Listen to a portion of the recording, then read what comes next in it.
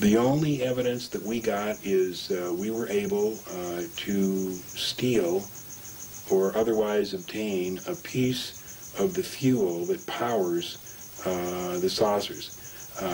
It was element 115.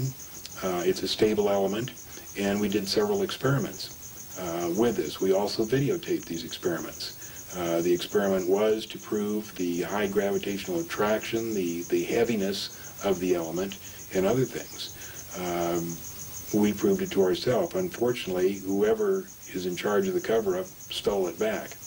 The other thing was that on March 21st, 1989, he asked me if I wanted to view one of the test flights. This was on a Tuesday, and I said, well, sure, but how are we going to see one? And he said, there's going to be a test flight tomorrow night just at sunset.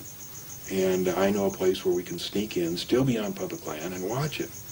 I said, great. So I said, why at sunset? And he said, well, statistically, up in that area, there's the least traffic around then. So I drove with Bob and the real estate appraiser, Gene Huff, and myself, and we drove up there, got there just a little bit before sunset. I took my Celestron telescope, we took a video camera, got out of the car, and within maybe 10 or 15 minutes, this disc comes up from behind the mountains and starts doing all these fantastic maneuvers. It was a light, a very bright light, and you couldn't see the disc form.